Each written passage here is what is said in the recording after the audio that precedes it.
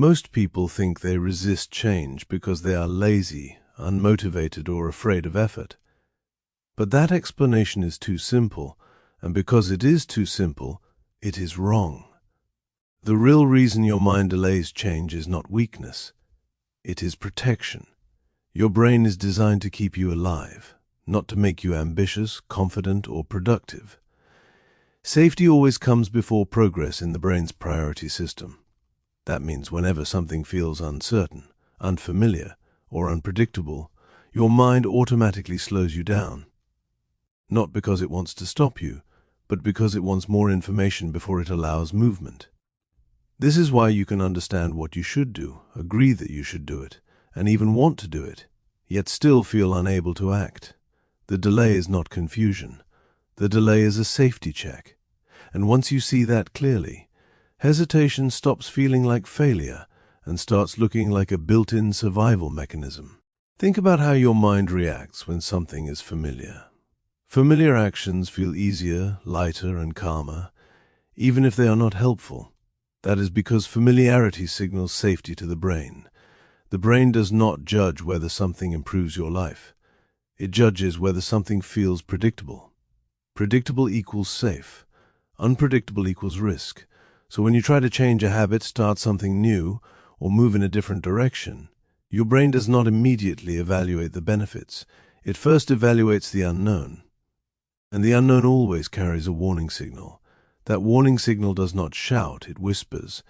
It shows up as hesitation, procrastination, distraction, or the sudden urge to do something else instead. You may think you're avoiding effort. In reality, your brain is delaying uncertainty. This distinction matters because if you misunderstand the cause, you will always choose the wrong solution to the problem. Understanding this changes how you interpret your own behavior. Instead of asking, "Why can't I do this?" a more accurate question becomes, "What feels unsafe about this?" That question points you toward the real barrier. The mind does not resist movement. It resists risk. When something feels unclear, undefined, or unpredictable, your brain treats it like a possible threat. And threats trigger caution. Caution slows action. Slowed action feels like resistance. But resistance is not the root. Caution is. That means what looks like lack of discipline is often just lack of perceived safety. When people try to force themselves forward without addressing that safety signal, the brain increases resistance instead of reducing it. It tightens control, creates doubt, and raises hesitation. Not to stop you permanently, but to delay you until it feels safe enough to proceed. This is why pushing harder often makes progress feel harder, not easier. Notice what happens when you feel completely certain about something. Action becomes immediate. You do not debate. You do not hesitate. You do not overthink. You move. Certainty removes friction because certainty removes perceived risk. The brain no longer needs to pause for analysis. But certainty is rare whenever change is involved, because change always introduces unknown variables. Unknown variables mean unknown outcomes. And unknown outcomes mean potential danger in the brain's ancient logic. That logic has protected humans for thousands of years. It kept people cautious in unfamiliar environments, careful around uncertain situations, and alert to anything new. The same system still operates today, even though most modern risks are psychological, not physical. Your brain does not distinguish between a real threat and an uncertain one. It responds to both with the same mechanism, delay until safe. And once you see that pattern, hesitation stops looking mysterious and starts looking predictable. This is why motivation rarely solves hesitation. Motivation is emotional energy, but hesitation is a safety response. Energy cannot override a safety system for long. You might feel inspired for a moment, determined for a day, or focused for an hour. But if your brain still interprets an action as uncertain or risky, it will eventually slow you down again. That is not failure. That is design. The brain always wins against temporary emotion because the brain's primary job is protection, not performance. Many people misinterpret this pattern and assume they lack discipline. So they try to increase pressure. They push harder, criticize themselves more, or demand faster progress. But pressure does not create safety.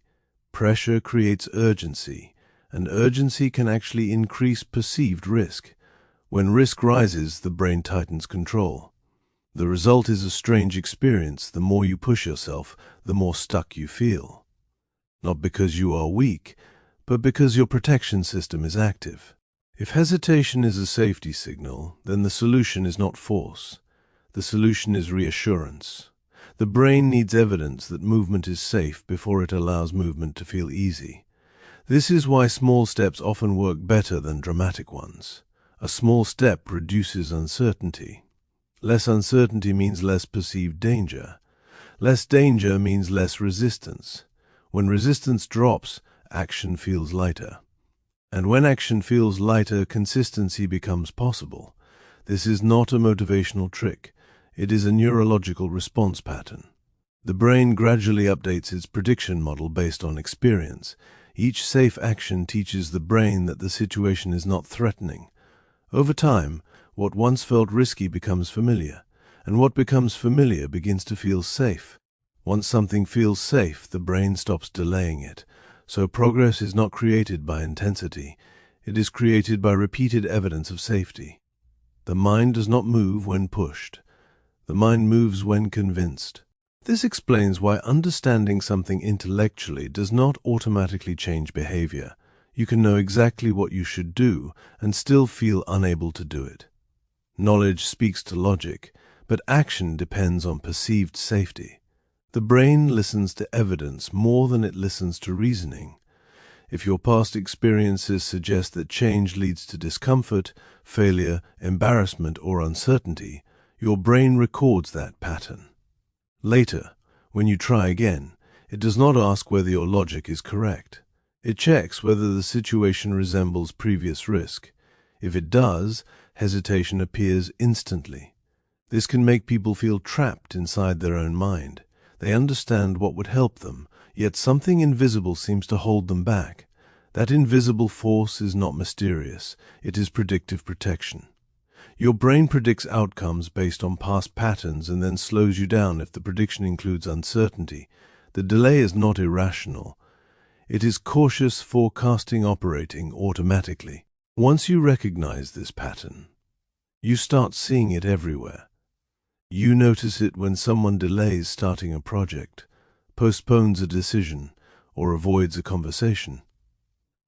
From the outside, it may look like procrastination. From the inside, it often feels like tension. That tension is the brain signaling, "I am not sure this is safe yet." The signal is subtle but powerful. It does not always appear as fear. Sometimes it appears as tiredness, distraction, or sudden loss of interest. These states feel different, but they serve the same purpose, slowing movement until certainty increases. The brain is not trying to sabotage you. It is trying to protect you from what it cannot predict. Prediction is the brain's favorite form of safety. When it can predict what will happen, it relaxes. When it cannot predict, it delays. That delay is not a flaw in your personality. It is a feature of your biology. If hesitation is protective, then frustration toward yourself actually strengthens it. Self-criticism signals danger internally. The brain interprets harsh internal pressure the same way it interprets external threat. It does not distinguish between a real risk and a strongly negative internal voice. Both activate caution. So when someone says, "Why can't I just do it?" the brain hears urgency and pressure, not encouragement. Pressure raises alertness, and alertness raises resistance. This is why harsh discipline sometimes makes progress slower instead of faster. Calm instruction reduces resistance. Threat increases it. The nervous system always prefers calm environments because calm signals safety. Safety allows action. Threat restricts it. Understanding this changes how you see hesitation. Instead of treating it like an enemy, you start recognizing it as information. It is feedback from your nervous system saying, it does not yet feel safe moving forward. That message is not a stop sign. It is a request for reassurance. Think about how this appears in daily life. Someone plans to start something important, feels ready, and then suddenly delays. They check something else first, reorganize or wait for a better moment. On the surface, it looks like avoidance. Underneath, it is uncertainty management. The brain is buying time to evaluate risk. It is asking silent questions. What if this goes wrong? What if I regret this? What if I cannot handle what happens next? These questions are not spoken aloud, but they still influence behavior. The brain prefers certainty over possibility because certainty feels predictable. Possibility feels open, and openness contains unknowns. Unknowns require energy to monitor, so the brain tries to reduce them. One way it reduces them is by delaying action. Delay gives the brain more time to simulate outcomes. This simulation process is automatic and constant. You are not choosing it consciously. It is happening in the background, shaping your pace. This is why forcing yourself rarely creates lasting change. Force can produce action once or twice, but it cannot sustain it. Sustained movement requires internal permission. That permission only appears when the brain's prediction shifts from danger to manageable. Manageable does not mean easy, it means safe enough. The brain does not need certainty to allow action. It only needs enough reassurance to believe you can handle what happens next. That threshold is different for every person and every situation. Some actions feel safe immediately. Others feel threatening even when they are small. The difference depends on past experience, memory, and emotional association. Your hesitation is shaped by everything your brain has recorded before this moment. So when progress feels slow, it is not always about effort. Often it is about evidence. The brain is waiting for enough proof that moving forward will not overwhelm you. Until it has that proof, it keeps hesitation active. Once the brain receives repeated proof of safety, hesitation fades naturally. Not because you forced it away, but because it is no longer needed. Protection systems deactivate when protection is unnecessary. This is the same reason fears shrink after safe exposure. Familiarity lowers alertness. Lower alertness allows smoother action. This pattern is universal across behavior. The brain updates its predictions through experience, not through pressure. Every time you act and nothing harmful happens, the prediction shifts slightly. After enough repetitions, the brain stops flagging the action as risky. What once felt difficult becomes neutral, and what becomes neutral becomes automatic. That is how real change forms. It does not arrive suddenly. It stabilizes gradually. When you understand this process, impatience starts to soften. You realize progress is not blocked. It is unfolding at the pace your brain requires to feel safe. And safety, not speed, is what ultimately allows consistency. Most people assume progress begins when motivation appears. In reality, progress begins when the brain detects enough safety to allow movement. Motivation is not the starting signal. Safety is. Motivation often arrives later as a result of safe action, not before it. This is why waiting to feel ready keeps people stuck longer than they expect. Readiness is not a prerequisite for movement. It is a consequence of repeated experience. When the brain observes that an action does not produce harm, its prediction model updates. Each safe repetition lowers resistance slightly. Over time, hesitation reduces because the brain no longer needs to hold you back. This change can feel subtle while it is happening, which is why many people overlook it. They expect dramatic shifts, but the nervous system works gradually. It changes through evidence, not intensity. Evidence accumulates quietly until one day something that once felt difficult simply feels normal. This is where many misunderstand themselves. They think hesitation means weakness, lack of discipline, or lack of desire. But hesitation is rarely about any of those things. It is about prediction. The brain predicts how safe or unsafe an action might be, and then it adjusts behavior accordingly. When the prediction says risk, hesitation appears. When the prediction says safe, action becomes easier. The important part is that predictions can change. They are not permanent settings. They are temporary calculations based on available information. That means hesitation is not fixed. It is adjustable. The brain is constantly updating its expectations using new input. Every experience you have becomes data for the next prediction. This is why gentle progress is often more effective than forced leaps. Gentle movement supplies the brain with steady reassurance. Forced leaps supply it with stress signals. Stress tells the brain something is wrong. Reassurance tells it things are manageable. Understanding this removes a common frustration. Many people believe they must eliminate hesitation before acting. In truth, hesitation usually disappears after action, not before it. Waiting for it to vanish first keeps the cycle going. Action teaches the brain what is safe. Without action, the brain has no new evidence, so it keeps using old predictions. Old predictions are often cautious because caution protects survival. This is why small movement is powerful. Small actions feel safer than large ones, and safe actions are easier for the brain to approve. Once approved, they update prediction models. Over time, those updated models make larger actions feel acceptable too. So progress grows outward from small beginnings.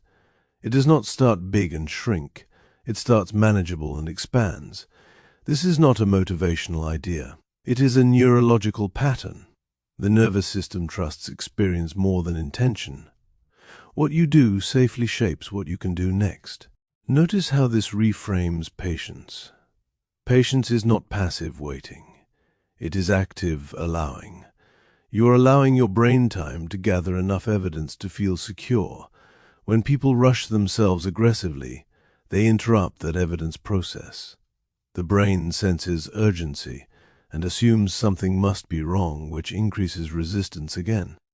This creates a loop where pressure slows progress, and slowing progress increases pressure.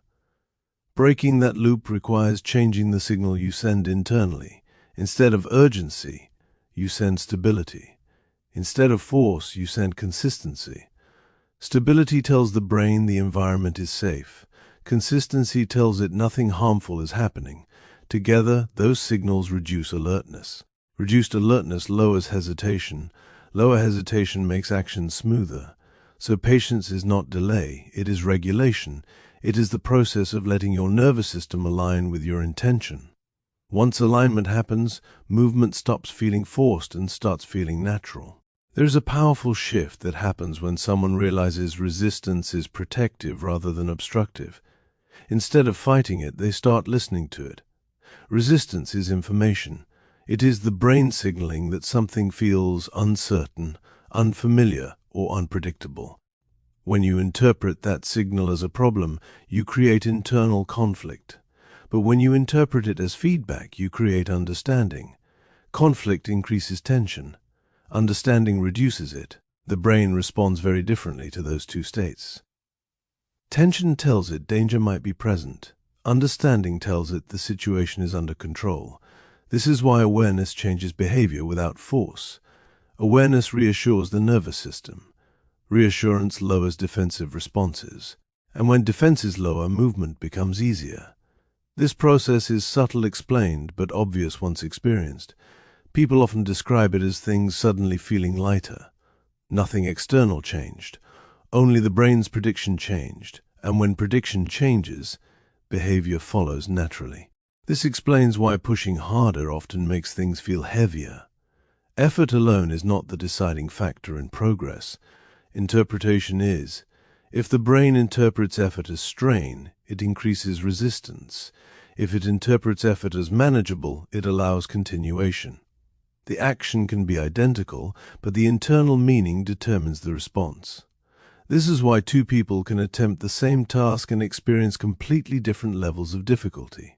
Their nervous systems are reading the situation differently. One reads pressure, the other reads possibility. The brain always prioritizes whichever interpretation seems safer.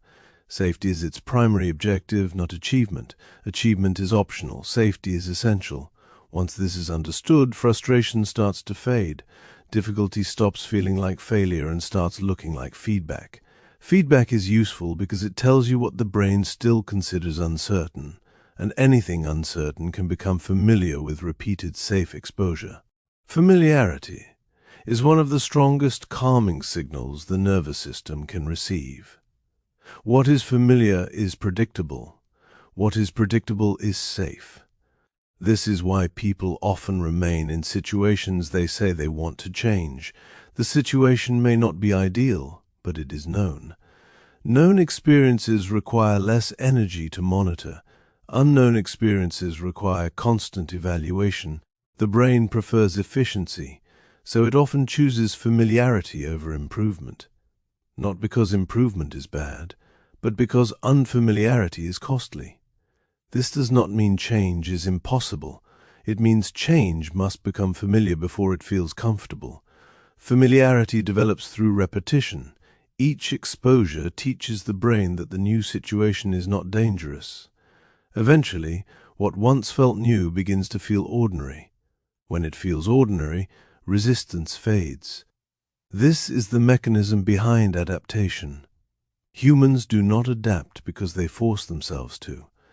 They adapt because repetition convinces the brain it is safe to do so. Many people assume confidence is something you must build before you act.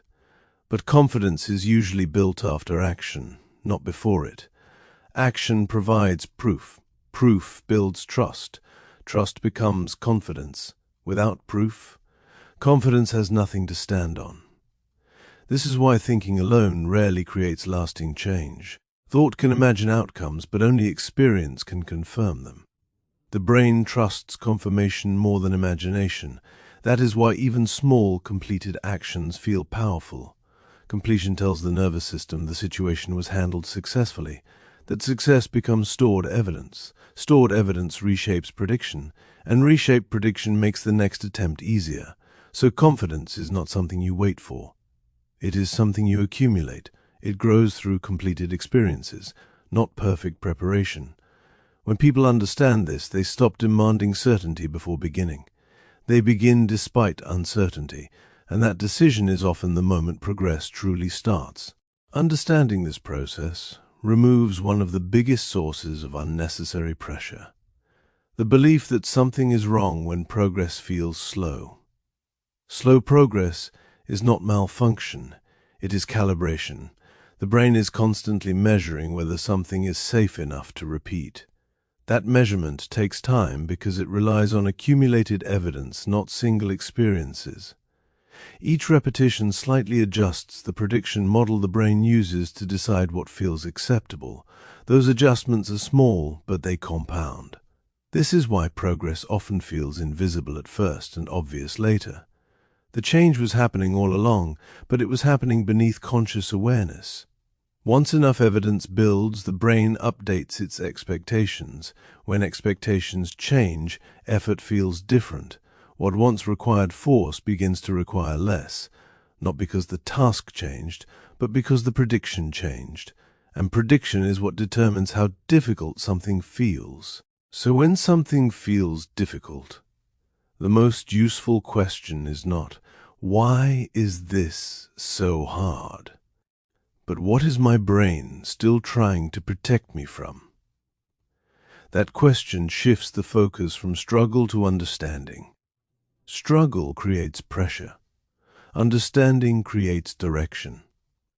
The brain does not resist to sabotage you. It resists to stabilize you. Stability is its priority because stability keeps systems functioning. When you recognize resistance as protection, frustration softens. And when frustration softens, learning begins. This is why real change rarely comes from force. It comes from comprehension. Comprehension tells the nervous system there is no threat. When there is no threat, there is no need for resistance. And when resistance fades, movement becomes natural, not forced, not rushed, just possible. That is the moment progress stops feeling like a battle and starts feeling like something you can actually continue.